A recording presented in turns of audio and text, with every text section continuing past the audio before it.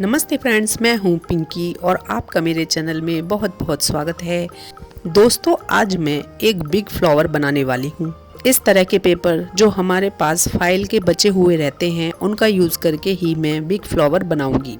तो देखते रहिए ये वीडियो, जिसमें कि आप एक बहुत ही सुंदर और बड़ा फ्लावर बनाना सीखने वाले हो और आप जानेंगे कि अपने घर पर पड़े हुए कागज़ का यूज़ करके हम किस तरह से होम डेकोर वॉल हैंगिंग बना सकते हैं।